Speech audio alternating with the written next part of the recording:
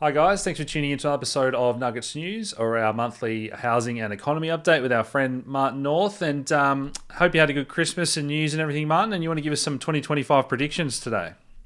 Yes, I had a pretty good time, thank you, and Happy New Year to you and to all our viewers and followers. Great to start 2025. And I thought rather than just look back, we might also have a little bit of a sense of some of the things that are likely to happen this year. This is going to be a big year. If you think about 2024, nearly half of the world had elections. I think it was something like that. And Yeah. it's interesting how quite often the more right wing rather than the left wing got in. Yes. Also, what's tended to happen is that those who were in power through COVID and beyond got chucked out. We saw that in Canada this last week. So I think 2025 is going to be interesting. I will also say that we've had some snow here in the UK. So my first shot actually is just my back garden. Not a massive amount of snow, but enough to put all the traffic off and all sorts of things. We can't cope with snow in the UK. So it's a bit of a chilly time, but it was quite nice over Christmas, so it wasn't so cold then. I The can dogs, picture of you out course, there, love it. Martin, with a nice cup of tea. Exactly right. And the dogs loved it. So they love gambling in the snow. Of course, they're probably not used to it. So Yeah. it's pretty good. Anyway, in terms of trends to watch, I thought what we would do is let's just put up, five or six key themes and then go through them because they're all sort of connected. But I think what we should look, say, to the markets first. So I think we're going to Yeah. find that markets will be highly volatile over this year. Last year was pretty volatile. This year, I think more so. I think Bitcoin will continue to go up to the right for all sorts of reasons. I think that the strong US dollar is going to have profound consequences. It could actually impact interest rates, economies around the world. And of course, with Trump coming in, there are Trump policies like the US tariffs. That's likely to be inflationary. And that's going to have a significant impact on what happens to interest rates as well. Home prices in Australia probably will continue to ease over the next little while because the Australian economy is pretty weak, much weaker than the US economy. Yeah. And the next election, which of course will have to be by May in Australia, will be fought on housing because that is now probably the number one issue for many people. So it's going to be really, really interesting to see how all these things turn out. And so if we sort of think about the first one, which the markets will continue to be volatile, I think we can start by looking, for example, at the 2 year rate in the US. This is the bond rate. It's higher. Bond rates are actually climbing. They've been climbing since the sort of middle of November onwards. And if you look at the UK, the long-term bond rate there is higher than it's been since the 1990s. In Australia, they're very high. So we're going to find that this is going to be a very significant set of pressures because, in theory, if inflation is coming down, bond rates should be coming down. But they're not. They're going up. And just the other factor there to sort of think about it from a volatility perspective, if you look at the next slide, you can see there that whilst the markets are up significantly, actually it's the Magnificent Seven. So if you strip out the Magnificent Seven, even the S&P 500 is up a bit, but not as much. And of course, in other countries, the uh, markets have not performed anything like as strong as the US. So the US is still the place to be, but I think lots of volatility ahead. Yeah, and I think that chart with the big tech companies is probably a broader theme of what we saw last year and what we're going to continue to see in terms of decentralization of power. So obviously, crypto itself had a pretty good run, and Bitcoin, but don't forget, I think the decentralization of media took a huge step in the last few months. Um, not everyone loves Elon Musk, but either way, X Twitter has got the least censorship of all these platforms now, and it's number one in 140 countries or whatever. Just today, Facebook announced that they're rolling back. Apparently, they employed 40,000 fact checkers, and they're going to scrap that fact checking. So, whether or not YouTube also rolls back its censorship, let's see, Martin. But I think it's a positive step, and in all industries, we're hopefully trying to get away from that centralization of power and bringing transparency and trust and all that to all different industries. Well, I think it's probably good news in terms of the idea that there should not be just a narrow path of truth that governments try and control directly or indirectly, and the large social media companies very much drag the line. If you think of if you think of Facebook and Instagram, he actually said, well, it was after the 2016 election, we started putting in these checkers, except the checkers now are proved to be as biased as everybody else. Surprise, surprise. Yes. So in a way, let 1,000 flowers bloom. But of course, we have to be a little bit robust, because some of the stuff that we will see won't be true. And therefore, we need to be very sensitive, I think, to what we hear and see, and be skeptical about things. But on the other hand, I think it is good news that the top-down, thou shalt think this and you can't think that at all, is perhaps going away a little bit. I do think, though, this could have profound impacts also on the markets, going back to the volatility question. Yeah. I do expect news will come through, and that could actually swing markets quite violently. And sometimes the news may not be completely true, so that's something else to bear in mind. It's interesting that Trump is saying things like, well, Greenland looks pretty interesting, and maybe the Panama Canal, I've got strategic interest in those areas. So who knows what's going to play out here. But generally, I think less censorship and less control is good, but it also requires us to be adults, to be able to separate sheep from goats and not swallow everything that we're fed. Absolutely. Critical independent thought is key. So let's push on. So Bitcoin. And Martin, I guess before we get into this, if you had said to you a few years ago your thoughts on Bitcoin, I think this is a sign of the times. And well done to you for keeping an open mind. But I think people have come around and they've learnt more about it, and it's proved itself now over many years. So yeah, what are your thoughts on Bitcoin? Yeah, the Bitcoin story is clearly evolving, and when Trump says he wants the US to be the center of gravity for Bitcoin, when you actually see large financial companies now taking bets on Bitcoin, when AMP in Australia says they're going to actually start investing in Bitcoin, a fund manager, you got to sort of take this stuff seriously. And I think we always said, and I remember some of our earlier shows, we always said that this was very, very early in the foothills of what Bitcoin could do. And with everything else around the world, and with the current financial system creaking at the seams, with the amount of debt and deficit continuing to rise, Trump's going to put another 5 trillion probably on over the next little while. Now, there might be some cost savings coming out from Elon, but who knows? So people are beginning to question whether the existing financial system works for ordinary people. And to an extent, the Bitcoin story is still an alternative story, although, of course, the two worlds of old world, new world finance are beginning to sort of collide quite significantly. Look at the spot ETFs and the way that they've played out. But it's interesting, if you look at the chart that I sent, there was just an interesting journey, and it really tells the story from 2018 all the way through, right? And you can see we're at up over 100,000, dropped back, then went higher again. But you can see that the evolution of this. But I do think the political landscape in the US has changed, and I do think that that's going to have a profound impact on the trajectory of Bitcoin. It's going to go up to the right. It's probably not going to be linear. And of course, as a result of that, if you look at the overall capitalization of crypto, you can see that's up to nearly 4 trillion again now. It's dropped back quite a lot. And interestingly, if you look at the next slide, you can see there that Bitcoin's about 53% of total dominance at the moment. So all of those things are quite significant. And then the final point just on Bitcoin, the ETF, the spot ETFs, continues to grow. Interestingly, you can see there that Grayscale lost. Other people won, and not surprisingly, given what's going on. But the point is, there's a story now a bit around Bitcoin, which is becoming a little more mainstream, but it also, to my mind, casts a very important spotlight on the deficiencies of the current financial system, which effectively supports a few people, but not the majority. And, whilst some people are making a mozza at the moment, a lot of people aren't. Yeah, and just on that slide, for those that aren't familiar, Grayscale was not technically an ETF, and they charged a lot higher fees, so people withdrew out of that and went to these others. But the big one there is BlackRock, and as you say, going from that old world of cypherpunks and the people that were very anti-establishment initially to now BlackRock, who just have so much control and power over the world and influence. Do we really want them buying up the majority of Bitcoin? So this is another battle that I think will be in the headlines at some point again in the future.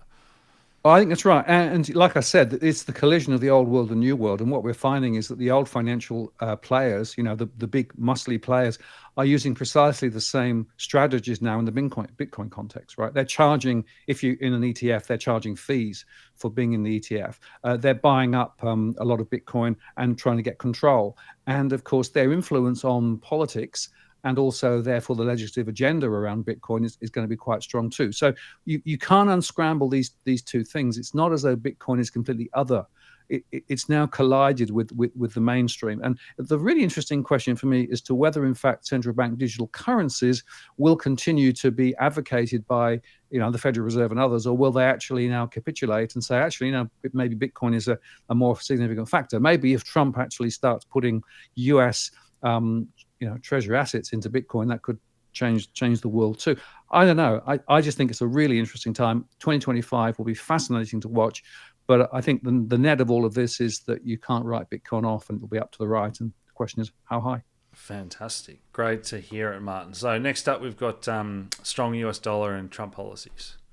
Yeah, and I just want to underscore this again because, we've spoken before about the power of the US dollar and the fact that, like it or not, the US dollar is the coin of international trade. What's happened over the last 2 or 3 years is that more and more of global investment dollars are flowing into the US because it's the best dirty shirt. Yep. As a result of that, we're seeing the exchange rate continuing to work against, for example, Australia and other places too. And as a result of that, if you look at the Aussie dollar, we're at 62 and a bit. That's really bad, and it could well drop even more. That puts huge pressures on our own economy, as we'll see in a second. But the strong US dollar also has pressure on China, and that's before Trump gets started with some of the tariffs that he's talking about. Who knows precisely the trajectory of that, and some of the other things that he's also talking about too, in terms of tax cuts. Now, some of the Trump strategies will be inflationary, yes. And maybe not surprising, therefore, that the dollar index is very, very strong now. It's up at around 108. Yeah. But the consequence of this for other economies is pretty profound and pretty difficult. Now, how this is going to play out, what is BRICS going to do? I don't know. BRICS is quite a large proportion of the global economy. They're sort of talking about backing gold rather than the US dollar. That could be an interesting and important factor. It looks as though some Chinese debt is being sold. The US treasuries they held is being sold now, and other things going on. The China economy is quite weak, and they're talking about more government support there and trying to get consumers to consume.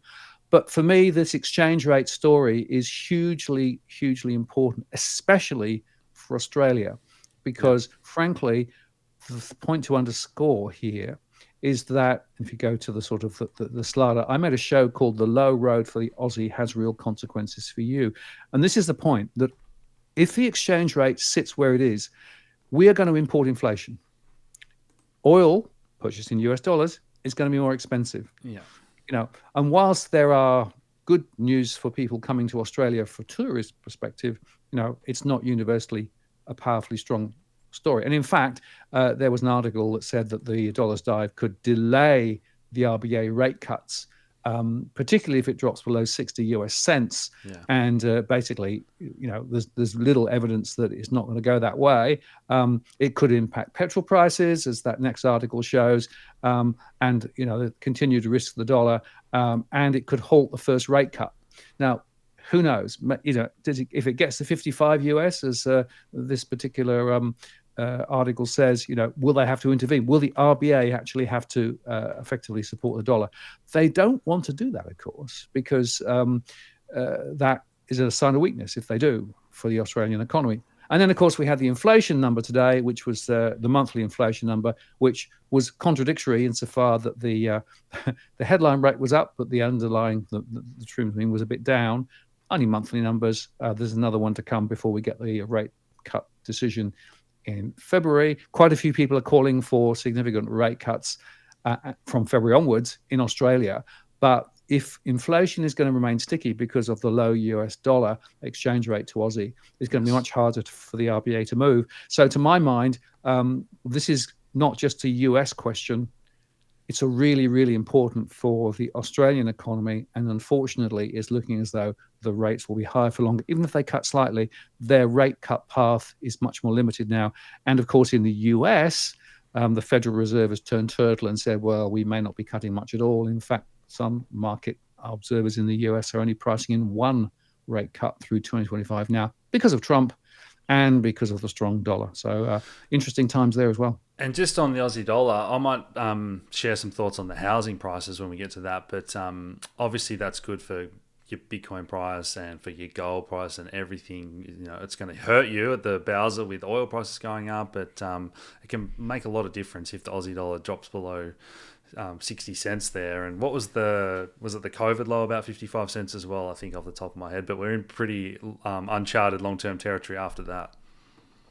Yeah, and the point to make is there, I don't see a way this is going to turn around anytime soon, because China's ability to buy more of our resources, of course, we are an export-led economy in Australia, is quite limited now. Their capacity to do what they want to do is going to be trimmed by what Trump does with regard to tariffs.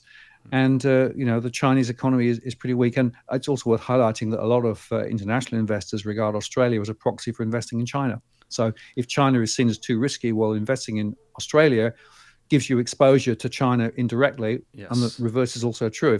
If China's going off the boil and Australia's going off the boil, then maybe people won't want to invest in Australia, and that's going to put significant pressure. And of course, the MyEFO that came out just before Christmas spoke about the risks to a lower dollar in terms of the tax take and the pressure on the debt and deficit. Yeah. Debt and deficit in Australia is going to rise. That's going to put more pressure on what the government can do. And of course, at the moment, if you stripped out government support for households and other things going on, we'd have a real recession, not just a per capita recession. So the Australian government has, I think, muffed it too. So wherever you look, there are a few questions to be asked. Yes. Okay. So next up, home prices in Australia and how the election will affect it. Yeah, so just on the way through, just mention one thing. The Federal reserves are down. So one of the little observations here is that the ability of the Federal Reserve to support the US economy if it needed to it is looking a bit dodgy now. And I've said before that we should be watching what the Treasury does, not what the Fed does, because the Treasury is pumping 5 trillion. Now that debt is going to have a significant impact on Australia too, because of course, if in fact Australia needs to issue more bonds to be able to actually support the Australian economy, they're going to have higher prices. That's going to put high pressure on the debt markets, which means that mortgage rates probably aren't going to come down in Australia. Now, we are in the situation where already, if you look at what's happening, house prices are likely to continue to ease. The latest from CoreLogic showed that, in fact, across Australia, there's a very small 0.1% move in Australia. But within those, some markets are moving significantly differently. So, for example, in areas, some regional areas, they moved up quite significantly over the past month, like in regional WA and South Australia. Whereas if you look at places like Canberra or Hobart or Melbourne or Sydney, there was a slide down. And the point, of course, here is that this high-level analysis doesn't tell you very much, but I made a show the other day talking about where property is falling and rising and why.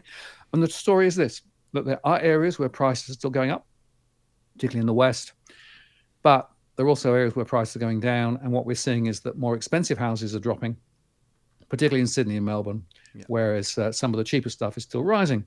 Yes. People still want to buy in. And in fact, the next chart just gives you a little bit of that, which is showing that there are pricey suburbs feeling the pinch. And also units are dropping in some areas too because of high supply and lack of demand. A lot of property investors selling out. And, the headline was pretty significant when it said house prices fall for the first time in nearly 2 years. Okay, let's not overreact to that. But nevertheless, if you look at it carefully, the seeds, I think, are there for more price falls. And in fact, interestingly, if you look at the next slide, you'll see there that the market's commentators that they always turn to, quite a few of them were saying, oh, don't worry, prices will probably be up a little bit over the year. But if you read it carefully, they're a bit hedging their bets and saying, well, it depends on interest rates and other things. What's happening to migration? Migration's being turned down a little bit too, although I think migration probably is going to be less significantly down than many people were claiming. And just to give you a bit of a sense, over the last few years, we've had 3 million new people coming into Australia, 3 million. So no surprise then that there's a demand support for prices. But, the bottom line is this. If you look at my next slide, house prices versus capacity to pay, it is more and more difficult for people to be able to actually get somewhere to live now because their capacity to pay has been dropped dramatically because of the high interest rates relative to where we were. Home prices have moved ahead. That's got to come back. And in fact, if you look at this particular bit of research, there was a survey called the Big Youth Survey. And the annual Big Youth Survey said that a quarter were really perhaps questioning whether they would be able to buy. And quite a few of them, overall, more than a third, believe that they would for the rent for the rest of their life, which is up from a quarter in 2023.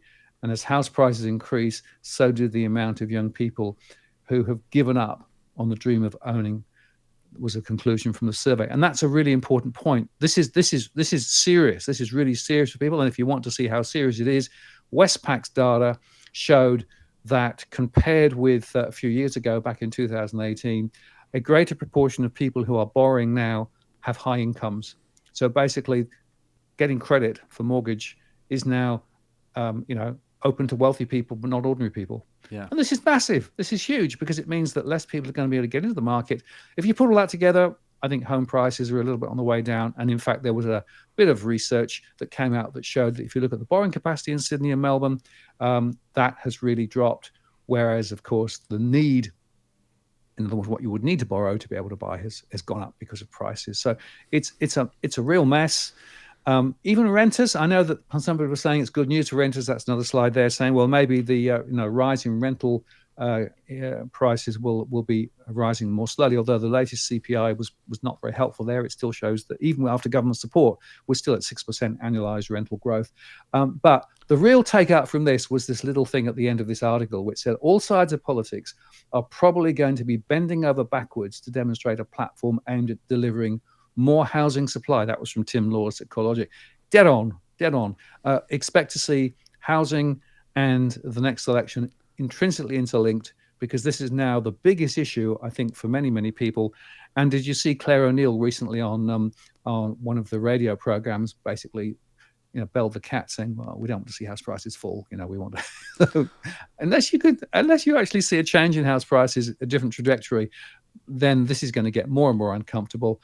And maybe not surprising then that the consumer confidence is pretty low at the moment. So wherever you look, I was going to say it's consumer confidence, and it's important to talk about how much this debt-based monetary system we have impacts mental health, and you probably don't notice it if people can get by fairly easily, but we're really seeing it now, and that impacts and gets the morale of a country and communities and that type of thing in young people. They can't go out and do cultural other things they would normally want to spend money on. So those may be an aspect that doesn't get talked about a lot, but I do wonder if house prices are going to soften if the Aussie dollar falls, and they're going to talk about building more houses always, but I just don't know if they're going to get that through even in an election year. Like, the rubber hitting the road is still going to take a couple of years no matter what you do. So I still see a scenario where maybe houses can remain pretty strong, and they're probably going to say they're going to pull back immigration, and they're not. Like, it's just wait and see what they actually do rather than what they say would be my opinion there, yeah.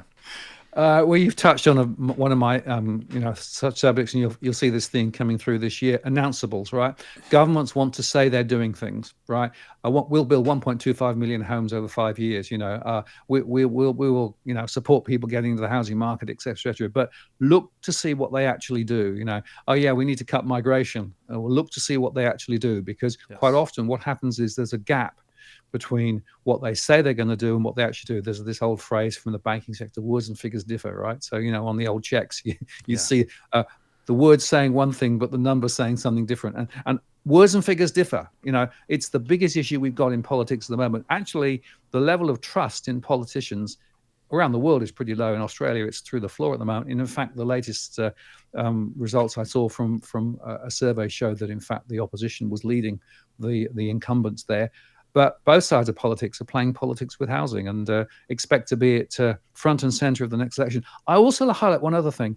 I do want to come back to the SME sector, and there was a piece of research that came out to show that the ASIC said that the insolvencies were continuing to climb in the construction sector. That's a big issue, both for the economy, but also for housing supply. And interestingly, the ATO was told to go easy on SME tax debt, which I think is pretty amazing. I mean, if you go back 2 or 3 years through COVID, the ATO deliberately pulled back, and some SMEs were able to get by, and then they started bearing down quite significantly. And now we're seeing that reversing quite powerfully now. So a lot of SMEs were being forced out because of what the ATO was doing. Of course, you have to pay the ATO when they say, "Oh, you owe us." Yeah. So they've been told to go a bit easy now. So the government's sort of poking around trying to solve this, but the fundamentals are all over the place. And I just wanted to share two final perspectives to give you a sort of a grounding on this. The first one was this: there was an article showing just how stupid the current activities around heritage listings. So there was this article called Ridiculosaurus, the wacky heritage listings putting laws in the spotlight. So road gutters, a horse trough, toilet block are some of the most unusual sites to be granted heritage protection. New South Wales, as local councils prepare to list dozens more, including inner city nightclub, a brutalist Northern Beaches office block, and 1950s housing tower. Now, some of this, I think, is to try and actually counter you've got to build up, if you've got these protected issues. That's a really important point. And then the other point, you were talking about mental health. Well, here's just another, as a result of all the pressure on households and as the result of particularly the high mortgage rates, people are trying to trade off medical treatment versus affordability for somewhere to live. And this is from figures from the Cancer Council of Victoria. And the point is that there are huge and profound consequences for ordinary people because of the bad policy we've had over 30 years in Australia through housing and because of some of these international pressures. And so we should be thinking about the social consequences too, as you said earlier on, mental health, things like that. We should be thinking about the intergenerational unfairness that's going on at the moment. But also, even those who are, in the older stages of life are struggling just to get by as well. So we found, I think, that the current philosophical basis for the way our economy works is badly broken, but unfortunately neither side of politics has the guts to stand up and say we need to try something different. We're going to find the same rinse and repeat from both sides of politics through this year, and therefore I don't think that we're going to see necessarily a change of trajectory, unfortunately, which means ordinary households are going to be caught in the crossfire through 2025. Yeah. I guess my final thoughts would be I do think this is going to be an incredible year and we're going to see huge changes, more so than ever. People are questioning, you've got RFK in there talking about completely reforming healthcare and, everything from media to politics. I think we're getting this army of independent researchers and people choosing different channels where they're consuming their content from. I really think the world we're already seeing it in the past few weeks even. It feels like we're accelerating towards some great change, and let's hope it's for the good and humanity is in a lot better place this year, Martin. Yeah, well, I think that's right. And my final thought is this: you can't rely on government to get you out of the hole, right? So there's still a lot of people who think, oh, the government has our back, that they won't allow bad things to happen. The truth is that the only people who really are interested in your future are you. And therefore, the decisions that you take as an individual and as a family are really, really profound and important. So it's really important to get informed about what's going on and not just swallow those high-level stories we discussed at the top of the show. Everything's fine, folks, don't worry. It's important to understand what's really going on and then make good decisions based on good information. So don't just rely on stories that really would like to be able to paint over the cracks. There are some important cracks, but it's important to understand why those cracks are there and therefore make some decisions that perhaps will protect you and your families and don't just rely on big government to solve it because they won't. Fantastic. Well, hope you guys have enjoyed that one. Let us know your predictions down below. And as always, links to all Martin's socials and mine down below as well. So thanks so much, Martin. Cheers. See you. Take care, guys.